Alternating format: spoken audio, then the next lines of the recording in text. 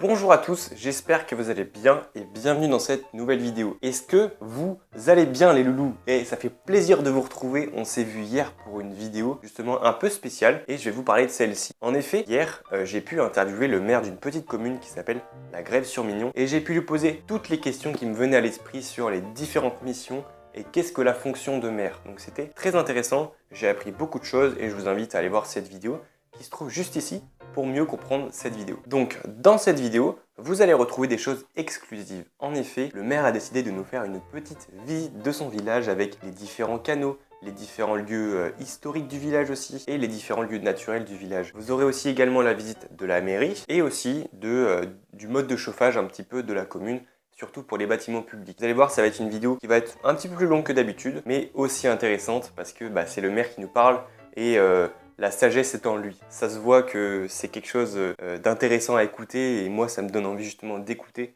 ses discours et tout ce qu'il nous dit, les anecdotes historiques, tout ça. Donc je vous invite justement à voir les différents chapitrages de la vidéo sur la barre de lecture qui vont vous indiquer un petit peu ce qu'on visite et à quel moment on est. Je vous invite justement à mettre un petit pouce bleu et à vous abonner pour les petits nouveaux qui arrivent sur la chaîne. J'espère que vous avez accroché vos ceintures parce qu'on commence par la visite de la mairie. Allez, c'est parti.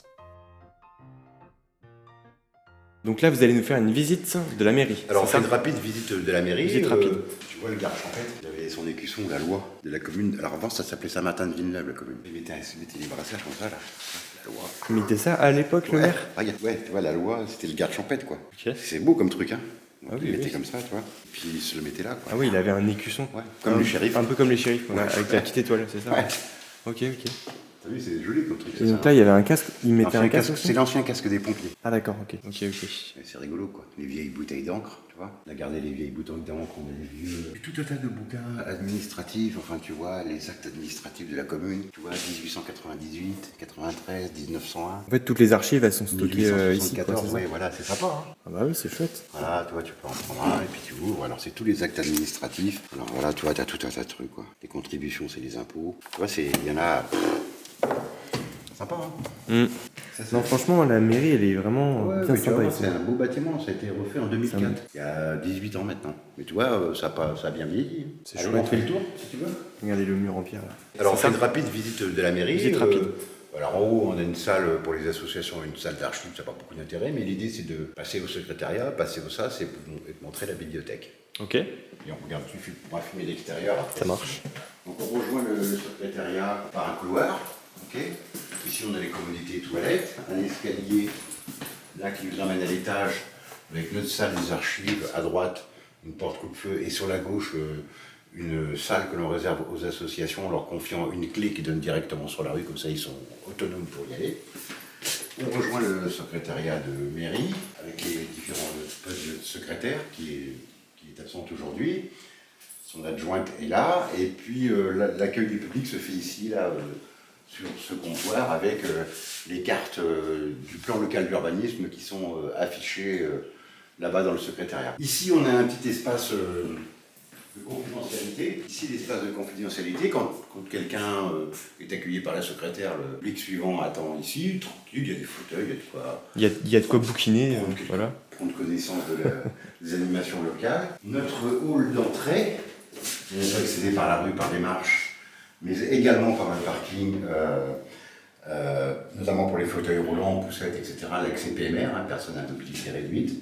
Et puis ici, un espace bibliothèque. Cet espace, il est accessible à tout le monde? Oui, la bibliothèque est ouverte le mercredi après-midi et le samedi, avec un chouette espace pour les enfants, le matériel électronique, et puis l'ensemble des bouquins, une petite kitchenette derrière, et un espace en haut qui peut servir de mini-salle de réunion avec un grand bureau, mais aussi d'atelier quand on recouvre les livres, enfin quand les bénévoles recouvrent les livres. Donc c'est un espace plutôt sympa. C'était une ancienne grange qu'on a retapée et qu'elle est sur le bâtiment. Voilà. Encore une fois avec une belle hauteur sous plafond. Oui, encore une fois avec une belle hauteur. Ça fait du bien d'avoir une pièce qui a eu lieu en 2004 et qui est assez sympa parce qu'on a voulu garder un peu l'âme aussi du bâti ancien, quoi. Je l'ai dit tout à l'heure, une chaudière bois, et on est très, très bien placé. Aujourd'hui, mon inquiétude, moi, elle ne se porte pas sur le coût de l'énergie, puisque c'est très maîtrisé, c'est des chaudières copeaux bois. Si tu veux aller faire quelques images, on ira tout à l'heure. C'est aussi quelque chose qui nous apporte satisfaction et qui nous apporte du confort dans les écoles, dans nos bâtiments publics. Tous nos bâtiments publics sont chauffés en biomasse, quoi. Ok, Voilà, bah, parfait. la petite visite rapide de la mairie de la Grève, qui est une petite mairie. Hein. Ah oui, mais c'est c'est super bien déjà. Hein. On a un port, et ça c'est la connectique directe sur le monde. Carrément, la très bonne maire de la Grève est un peu prétentieux. Directement là tu vas dans le Marais poitevin. Tu vas jusqu'à Niort, jusqu'à Maran, et si tu es équipé jusqu'à New York. Hein, et souvent ici on a des canards, regardez, il y a un oiseau là. Une petite mésange, on a des hérons qui se baladent. Et donc là, on est connecté à tout le réseau hydraulique du Marais poitevin. Tu vois, ici, on essaye d'utiliser le maximum de matériaux naturels. Tu vois, le plus possible de bois, de briques. Puis là, on arrive dans toute la zone de marais mouillé. Là. Ça veut dire que là, partout... C'est plus constructible ici. Voilà. Donc ce qui a déjà été construit, absolument, ça reste. Absolument. Mais par contre, il y a un risque et donc l'immobilier, il est dévalorisé aussi. Oui et non, parce que tu vois, la recherche de cabanons, les gens ils cherchent des cabanons et tout, mais tu peux pas construire d'extension. Ils pourront construire que sur l'emprise qui existe déjà. Ouais, ils n'aiment pas faire d'extension. Oui, je comprends. Ok. Pour le côté plus nord de la commune, de ce côté-là, et là c'est complètement fermé et on laisse se développer la biodiversité avec des fauchages qui sont contrôlés, réglementés, et on laisse se développer des pouponnières de hérons. D'accord. De hérons pourpres. Ils sont plus là cette année, ils sont partis sur Saint-Hilaire, la commune d'à côté, mais ça revient, ça repart. Et donc il y a tout un tas d'espèces protégées dans le Marais pour lesquelles on fait attention, et particulièrement sur le site de sur la commune de la Grève, les chauves-souris qui sont installées à la briqueterie, quoi. Mais il y a tout un espace réservé à la biodiversité, quoi. On s'éclate aujourd'hui. C'est parti. Alors voilà le canal du Mignon qui part au-delà de Mosée et qui s'en va jusqu'à la Sèvre niortaise, jusqu'à Maran et jusqu'à la mer. Et donc c'est un endroit assez prisé des touristes puisqu'ils viennent s'y promener sur le long des chemins de halage. En face de l'autre côté, il y avait des chevaux qui tiraient les bateaux à l'époque. Le chemin de halage fait l'objet d'une étude pour le rendre carrossable au vélo, de façon à faire une promenade de 17 km entre Mosée et la Ronde. C'est vrai qu'il y a la Flo Vélo en Charente-Maritime qui justement passe à côté de... C'est ça, il y a la Vélo Française aussi à la Ronde et c'est la raison pour laquelle on souhaite faire une boucle vers la briqueterie, vers le parc ornithologique de l'autre côté sur Saint-Hilaire. En face, ce sont les Deux-Sèvres. Il y a une rivière qui nous sépare, quoi. Donc voilà un très joli espace et c'est la raison pour laquelle la commune de la Grève, elle a mis en place une stratégie de développement du tourisme soft, c'est-à-dire familial, de promenade, de bien-être, avec un grand projet sur la briqueterie qu'on va aller voir. Et l'idée, c'est aussi d'ouvrir nos espaces, ouvrir notre marais, faire de l'information, faire de la pédagogie, sauver tout ce qui est sauvable dans le marais en matière de faune, de flore, mais aussi faire profiter aux touristes. Alors la cible, c'est pas le tourisme de masse, la cible c'est la famille, c'est la promenade, c'est la détente, c'est le bien-être, c'est l'échange. Et donc le village s'y prête bien parce qu'il y a des très très beaux espaces naturels. Celui-ci est plutôt public, mais on a d'autres espaces aussi sauvages qu'on souhaiterait mettre en valeur, notamment une maison d'éclusiers un peu plus haut, et on souhaite aussi faire découvrir à tous ces prochains visiteurs les espèces herbacées, les arbres, faire découvrir aussi certaines propriétés de certains herbacées, puisqu'on travaille avec une entreprise qui fait de la recherche biologique là-dessus. Voilà. Là, vous avez des Fraxinus excelsior. Ouais. Et on va en reparler. On travaille avec une entreprise qui exploite les peupliers de A à Z, c'est-à-dire l'écorce pour des farines animales et humaines, puisqu'ils font des petits biscuits, parce que le peuplier est un arbre comestible. Oui. Enfin, oui. L'entreprise Lequet. Oui, ok. Le bois, pour le bois déroulé, les cagettes, les cales. Et le cœur du peuplier, qui lui est plein d'eau épurée, est utilisé pour des traitements cosmétiques et pour des traitements de neurologie au CHU de Bordeaux. Donc cette entreprise va installer un laboratoire à la briqueterie. C'est trop pour bien. faire aussi des recherches sur les herbacées. C'est trop bien. Pour les tisanes, etc. Et donc l'idée, c'est aussi de dire on peut travailler avec des ressources naturelles, avec zéro déchet. Et très très peu de chimie ou de synthèse. Et puis en amont du traitement de cette eau de peuplier, dont le process est déjà fait, on réexploitera l'argile pour nettoyer la peau. Et alors l'argile, on en a des milliers de tonnes. Et revoir de l'argile sur le site de la briqueterie fait plaisir aux élus et aux habitants de la commune. Voilà. C'est un beau projet, donc.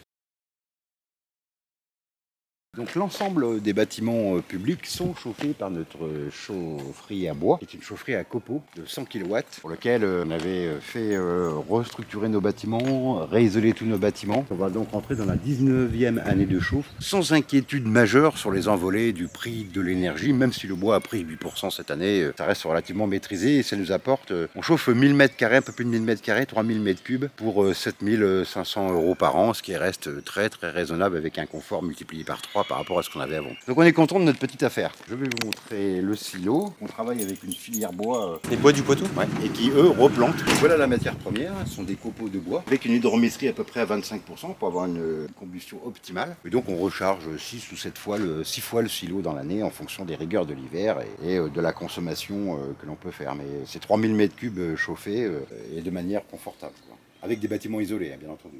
Voilà, tout ça est emmené dans la chaufferie par une vis sans fin. Alors là, la chaufferie n'est pas allumée, on n'est pas encore dans la rigueur de l'hiver. Mais voilà notre installation, que je te laisse découvrir si tu le souhaites. Voilà, donc une chaudière à Gassner, de marque autrichienne, très robuste, qui fêtera bientôt ses 20 ans, avec un poste électrique et puis une gestion électronique de l'ensemble du départ de combustion de notre mairie. Donc ça chauffe la mairie, bibliothèque, la salle communale et l'école. Donc l'ensemble de nos bâtiments publics et le logement d'instituteurs est chauffé par notre chaudière à biomasse, quoi. Avec une maintenance qui nous coûte 2000 € à l'année, un peu plus de 2000 € à l'année, mais qui a su pérenniser notre investissement, quoi. Oui, bien sûr. Et donc on en est très très content. Mais tu vois, une petite commune qui a un réseau de chaleur biomasse, top. Enfin, moi je trouve ça top. Ah oui, bah, pour les bâtiments publics, c'est sûr. La deuxième commune en Charente-Maritime, la première qui avait une chaudière comme ça, c'est Virson, pas très loin d'ici, entre Verret-Grefeuille. Et puis ils ont démarré 4 mois avant nous. Donc les deux communes je tirais pas la bourre, hein, mais ont eu le nez creux, quoi. Et on a planté un verger derrière l'école qui est public. C'est-à-dire que les gens peuvent aller chercher des poires, des cerises, des machins. C'est bien ça. C'est open, voilà. Alors moi j'avais une question qui est, je pense elle est pertinente aussi. Pourquoi il n'y a pas plus d'arbres fruitiers qui sont disponibles un peu partout dans les communes? Nous on en a une trentaine là. Plus le figuier qui est là, plus un autre figuier qui est près de la briqueterie. Oui. Mais c'est parce qu'ils n'ont pas la volonté politique de le faire. Et ce que je veux dire, c'est pourquoi on a toujours des arbres d'ornement alors qu'on pourrait avoir des arbres qui donnent de la nourriture. Alors nous, on a fait replanter des vieilles espèces de pommiers, de poiriers, tu vois. Ici, on a le port de la Grève. Là, on a tous les canaux, les marais. Et là, on voit le site de la briqueterie avec des tuiles, là. Et le grand four Hoffmann avec sa grande cheminée, bâtiment. Tout ça, c'est la briqueterie, tout ça, là. Donc ça, c'est une photo qui date de quand? Je dirais 1920, 1930. Bon, ben, on va directement à la briqueterie, alors. Allez, ça marche. C'est parti.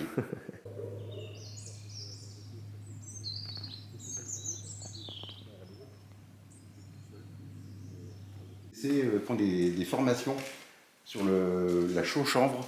Ouais. Ici, là, tu vois, dans le fond aussi, là-bas, ça chaux-chanvre, béton-chanvre. Et puis là, un mur en briques crues. Donc cru, c'est quoi? Crues, ça veut dire qu'elles ne sont pas cuites, elles ne sont pas passées dans un four. D'accord. Ce sont des matériaux qu'on utilise notamment sur des cloisons intérieures avec un liant en terre. D'accord. Et ça, c'est isolant, enfin, c'est tout ce qu'il faut? Ouais. Et j'ai une question. La brique, c'est fait en quoi? La brique, c'est de l'argile. C'est de l'argile. C'est de l'argile qui est extrait dans le marais. C'est pour ça que vous disiez qu'il y en avait beaucoup dans le marais. Il y a des coquillages, des bouts de bois qui est épuré, malaxé, remélangé avec de l'eau. Et puis ensuite, ça passe dans des moules et on fabrique des briques, des tuiles, ce qu'on veut, quoi. Okay. Un peu comme le même système que pâte à modeler qui n'a rien inventé, quoi. Oui, bien sûr. Voilà. Donc on avait gardé sur ce bâtiment les structures bois et puis ici on voit un premier dégrossi de chaux où derrière c'est des bottes de paille. C'est de l'avenir, ça. Voilà, ça en est, tu vois. On a gardé cet espace pour l'utiliser aussi sur des espaces de formation pour les entreprises. Oui. Ici, il y a 2-3 stages à l'année où il y a des formateurs qui viennent former les artisans. C'est une nouvelle technique de bois, de paille compressée, de structure bois, paille compressée, puis après des enduits de chaux traditionnels, chaux chanvre. Ça va super bien avec la thématique de la chaîne parce que on traite un petit peu tout ce qui est environnement, tout ce qui est nouvelles techniques. Ça, c'est des chambres. Tu vois, et ça c'est de la chaux avec lequel ils arrivent à faire des chaux-chambres et ils font des dégrossis, voire jusqu'à des finitions, des préparations de supports de finition. Bon, là on est sur un dégrossi et puis là on voit bien le chanvre dans le matériau. Donc voilà, c'est un bâtiment qui nous sert un peu d'entrepôt ici, mais aussi d'espace test. Allez, on fait le tour. Ouais, c'est parti. Voilà, tu vois un très bel espace ici. C'est ce qu'on appelle, le port en gare de débarquement. C'est ici où était débarqué le brie. Je rappelle que le brie, c'est l'argile. Là, on a un fossé qui s'en va vers les trous de brie dans le marais où était extrait l'argile. Il était stocké ici, sur les parois, égoutté. Ensuite, il passait dans un malaxeur qui était là. Épuré, malaxé, et travailler à l'intérieur de l'usine. Alors ce bâtiment est fermé parce qu'il fait l'objet d'études là, structurelles. C'est dans ce bâtiment qui lui est en moellon qu'ils avaient commencé la production avec 4 fours à l'intérieur et à partir du moment où les fours tournaient, ils ont pu construire toute leur dépendance en tuiles et en briques et c'est devenu la plus grande unité de production de tuiles du Marais Poitevin. Et est-ce que, avec justement les réseaux fluviaux, Oui. est-ce que vous transportiez aussi à l'époque des tuiles Oui. dans différentes villes aussi? Oui, donc la matière première était acheminée par bateau. Oui. On va le voir dans le four Hoffmann qu'on va aller visiter, où il y a l'espace muséographique. Et ensuite, ça repartit pour partie sur des petits bateaux jusqu'au port de la Grève. C'était reconditionné sur des éléments, enfin sur des structures plus grosses pour la navigation. Sur la Sève niortaise, ça partait jusqu'à Maran, par petits camions et par bateau. La commune l'a acheté en 2004. Mais le site est très joli, donc voilà une extension. Une fois qu'ils avaient construit le bâtiment et qu'ils arrivaient à produire leurs propres briques et tuiles, voilà ce qu'ils avaient construit avec 2 petits fours en bas et 2 autres de l'autre côté et encore une salle au-dessus où ils stockaient du matériel. Donc tu vois, c'est un bel espace. Donc pour résumer ici, c'est là où ils C'est le stockaient... le port en gare de débarquement où ils déchargeaient la matière première, c'est-à-dire le bris, l'argile. Il était déchargé ici, il était égoutté, et ensuite il passait dans un malaxeur, il était épuré de bouts de bois, des petits bouts de cailloux qu'il pouvait y avoir, ou des déchets. Il était malaxé comme de la pâte à modeler. Pour en faire une pâte molle et ensuite ça passait sur des machines avec des moules qui fabriquaient les différents produits finis, briques à 3 trous, briques de cloisonnement, briques de construction, tuiles. Voilà, un très bel espace, un beau bâtiment en bois et en briques. Quoi. Et donc là-bas, ils ont construit ce bâtiment avec les tuiles qu'ils ont sorties. Voilà, qu'ils ont fabriqué ici. Une fois que la matière première était acheminée. Ils avaient les fours, fours et matière première, ils pouvaient construire leurs extensions. Et par exemple, à l'échelle nationale, Oui. Donc tu disais qu'à Châtelaillon tout à l'heure, Oui. tu avais vu Alors, des briques qui venaient d'ici. Oui, c'est ça, des tuiles. Et en fait, c'était beaucoup des marchés locaux, quoi. Hein. Ouais. Dans les années 1900, il n'y avait pas de grand trafic de déplacement, parce que des tuileries, il y en a aussi dans le nord de la France, dans l'Est, etc. C'est surtout un marché local d'une zone de marchandise peut-être de 200 km. Aujourd'hui, on aurait des moyens. J'allais te demander, est-ce que ça fournissait à l'échelle nationale? Non. Ou plutôt à l'échelle C'était plutôt à l'échelle locale, grand local, quoi. Okay. Il faut savoir aussi qu'en 1968, l'activité s'est arrêtée. Elle a duré à peu près une centaine d'années.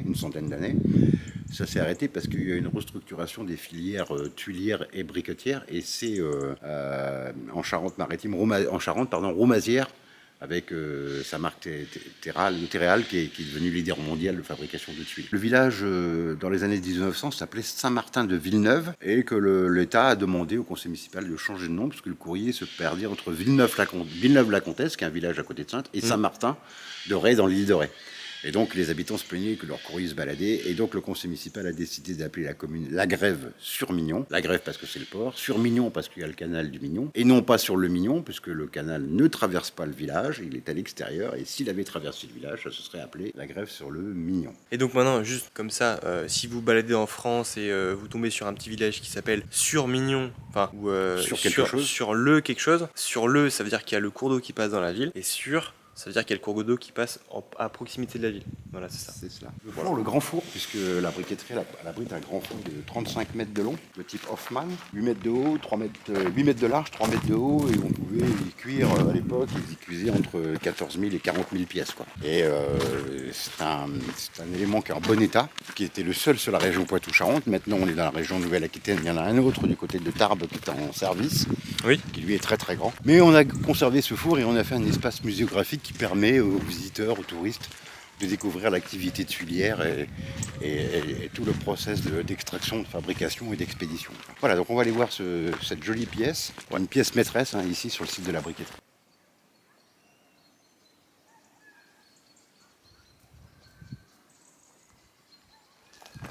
La cheminée, elle penche du côté.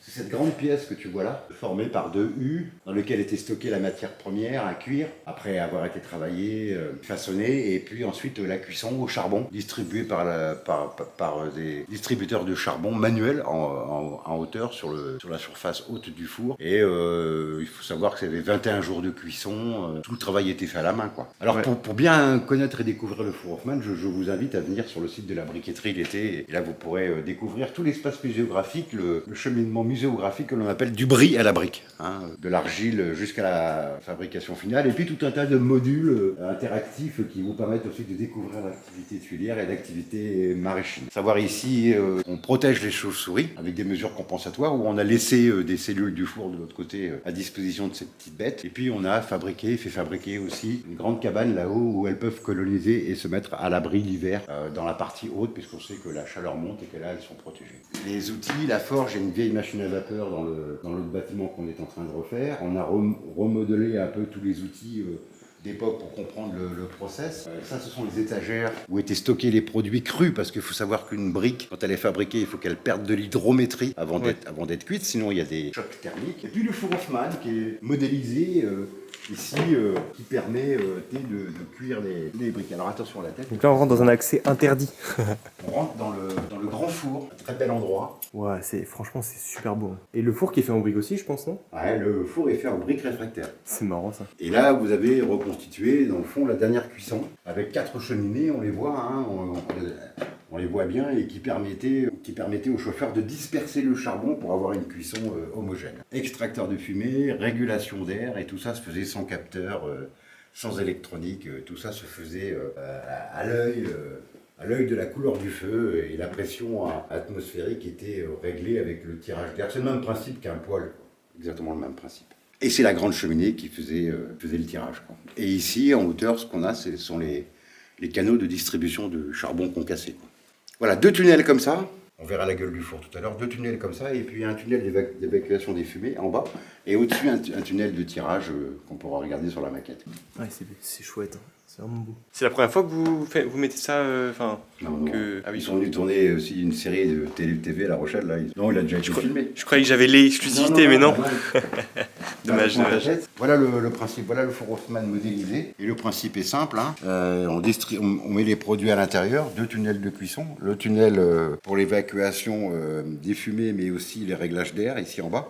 Et donc, du coup, ça permettait de modéliser et de booster la combustion. Et puis, le principe du four Hoffmann, c'est qu'on allumait ici par des fagots et on distribuait le charbon. Et le principe était que c'était le feu qui avançait et qui cuisait l'ensemble des tuiles et des produits stockés à l'intérieur. Aujourd'hui, les tunnels de cuisson pour les briques et les tuiles, vous avez une barrière de feu et c'est le chariot qui passe dessous, au temps approprié pour faire la cuisson, quoi. C'est deux principes différents. Et M. Hoffmann, c'est un ingénieur berlinois de la fin du 19e siècle, début 20e siècle, quoi. On voit la briqueterie, là-haut c'était une fête de pompiers. Et le dernier bâtiment, l'atelier n'existait pas. Ils l'ont construit dans les années 50 pour stocker leur matériel. Et puis on voit ici qu'ils stockaient toutes les tuiles à l'extérieur et qui produisaient.